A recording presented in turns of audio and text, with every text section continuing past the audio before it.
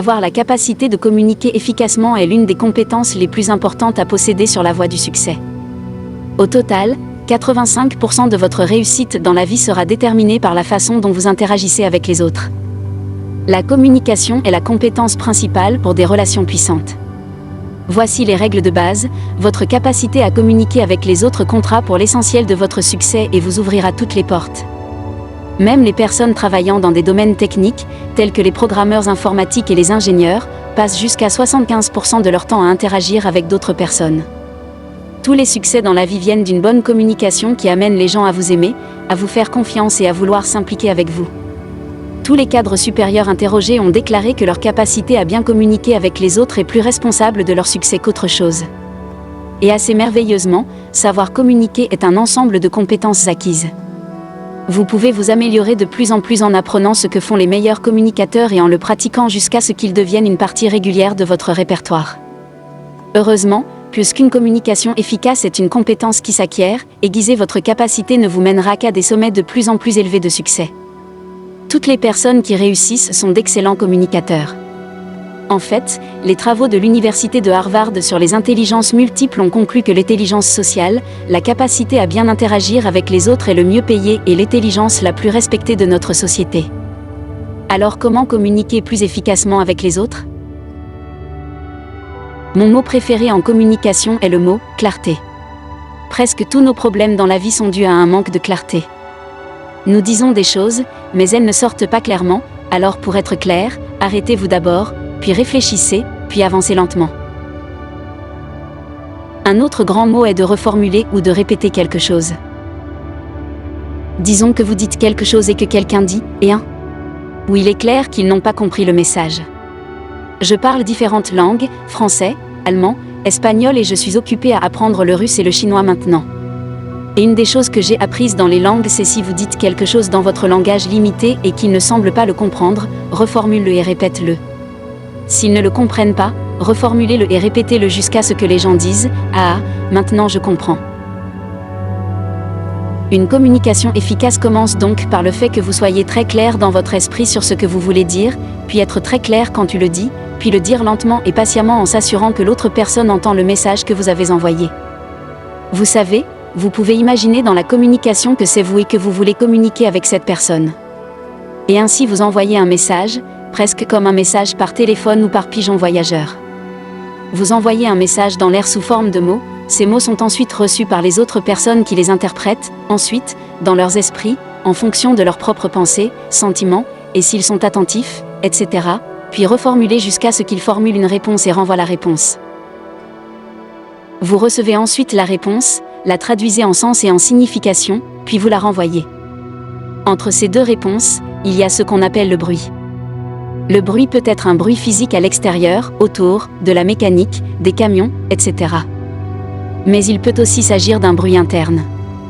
La personne peut avoir faim ou être distraite par exemple. Cela peut être un bruit émotionnel. La personne peut être malheureuse ou excitée. La personne peut avoir un autre bruit en ce sens qu'elle interprète ce que vous dites d'une manière différente. Donc, si vous y réfléchissez, la communication nécessite d'envoyer le message et de le faire recevoir, et vérifier, puis renvoyer le message et le faire recevoir, puis vérifier et simplement aller lentement. Mieux vaut donc être sûr à chaque étape de la transaction que les gens envoient et reçoivent avec une clarté incroyable. Et voici ma question préférée de toutes, lorsque quelqu'un dit quelque chose dont vous n'êtes pas vraiment sûr. Dites, qu'est-ce que voulez-vous dire ? Ou, qu'est-ce que voulez-vous dire exactement ? Et ils développeront toujours ce qu'ils viennent de dire et le rendront plus clair pour vous et plus facile pour vous de comprendre et de répondre efficacement. Connaissez-vous la clé pour devenir un grand causeur ? La clé est de faire une pause avant de répondre. Une courte pause de 3 à 5 secondes après qu'une personne ait cessé de parler, est une chose chic à faire dans une conversation. Lorsque vous faites une pause, vous accomplissez 3 objectifs simultanément. Tout d'abord, vous évitez de courir le risque d'interrompre si l'autre personne ne fait que reprendre son souffle avant de continuer. Le deuxième avantage est que vous montrez à l'autre personne que vous accordez une attention particulière à ses paroles en ne sautant pas avec vos propres commentaires à la première occasion.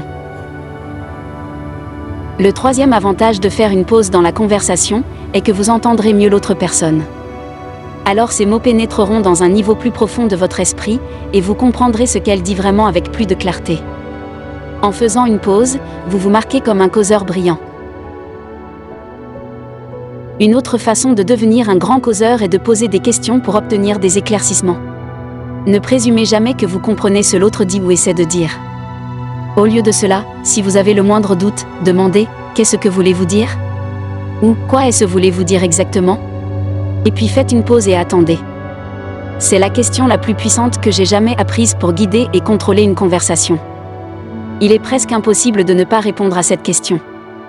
Lorsque vous demandez « Qu'est-ce que voulez-vous dire ?» l'autre ne peut s'empêcher de répondre plus longuement. Vous pouvez ensuite poursuivre avec d'autres questions ouvertes et poursuivre la conversation. La troisième façon de devenir un grand causeur est pour vous, de paraphraser les paroles de l'orateur dans vos propres mots. Ainsi, après avoir hoché la tête et souri, vous pouvez dire « Eh bien, laissez-moi voir si j'ai bien compris » ou « Laissez-moi voir si je vous comprends exactement, ce que vous dites, c'est ceci ?» Et puis, vous le répétez dans vos propres mots. En paraphrasant les propos de l'orateur, vous démontrez sans équivoque que vous faites vraiment attention et faire tout son possible pour comprendre ses pensées ou ses sentiments.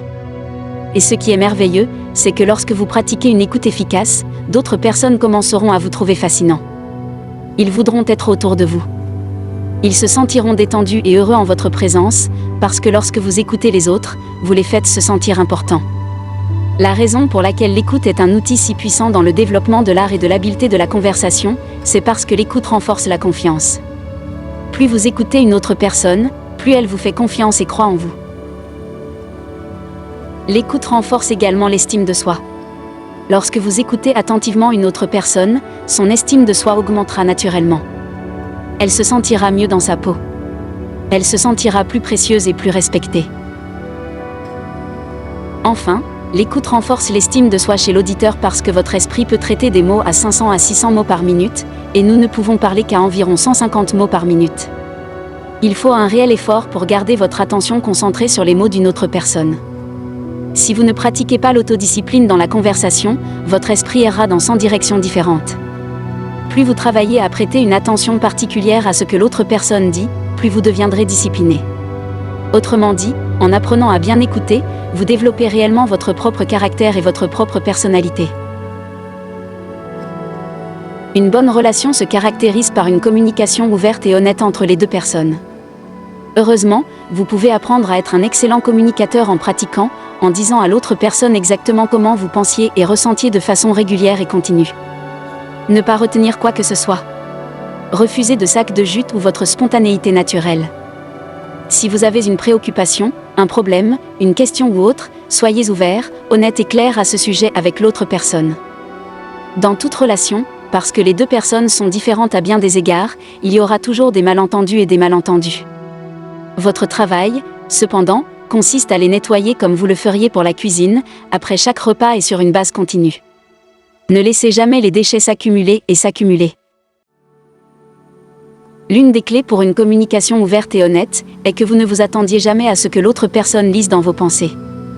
Ce n'est tout simplement pas juste de s'attendre à ce qu'il sache ce que vous pensez et ressentez. Ce n'est tout simplement pas possible pour les autres, d'autant plus que votre pensée et vos sentiments changent à chaque nouvel événement ou stimulus dans votre environnement. Vous ne pouvez même pas le suivre.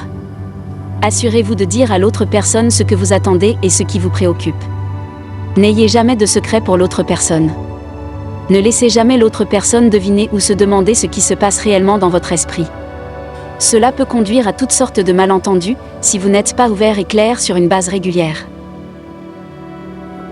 Lorsque vous communiquez, choisissez soigneusement votre timing.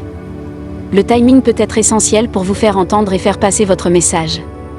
Attendez que l'autre personne soit dans une position où elle peut pleinement écouter et comprendre ce que vous dites plutôt que de lui sauter dessus, ou de lui sauter dessus à la fin d'une journée bien remplie ou au milieu de beaucoup d'activités ou de confusion. Le timing est très important. Si vous n'êtes pas satisfait pour une raison quelconque, au lieu d'exprimer vos préoccupations comme une attaque, à la place, vous devriez dire quelque chose comme « Tu sais, quand tu fais telle ou telle chose, je me sens de telle ou telle autre façon ». Faire ça, c'est assumer la responsabilité de ses propres sentiments. Par exemple, vous pourriez dire « Tu sais, quand tu rentres tard sans appeler, j'ai l'impression que vous ne vous souciez pas vraiment des désagréments que cela me cause », puis rester complètement silencieux. Lorsque vous présentez votre préoccupation comme une observation personnelle et expliquez ce que vous en pensez, vous serez absolument étonné de la rapidité avec laquelle l'autre personne répondra positivement, changer son comportement et s'assurer que vous êtes heureux. L'une des clés pour rester amoureux pour toujours est d'être toujours ouvert et honnête, et exprimer vos préoccupations les uns envers les autres de manière positive et constructive. Traitez toujours les problèmes au fur et à mesure qu'ils surviennent, afin de pouvoir les résoudre et continuer avec le reste de votre vie. Ne laissez pas les problèmes s'accumuler. Lorsque vous parlez, votre voix est votre outil le plus important.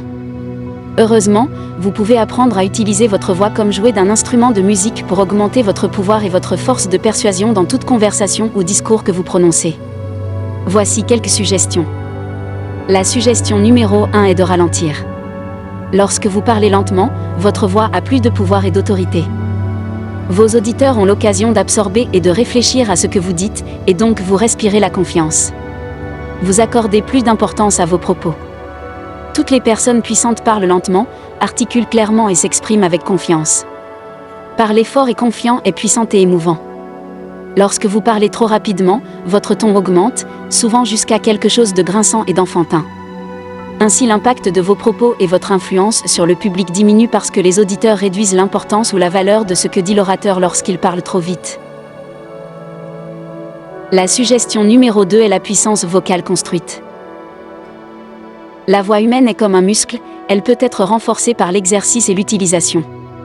De nombreuses personnes à voix faible sont devenues des orateurs puissants et confiants en construisant leur voix au fil du temps avec l'exercice. Voici un exemple. Mémorisez un morceau de poésie et récitez-le régulièrement pendant que vous conduisez ou que vous vous promenez. Imaginez que vous faites une présentation dramatique sur une scène devant un grand nombre de personnes. Mettez de l'émotion, de la force, de l'emphase et de l'énergie dans les mots.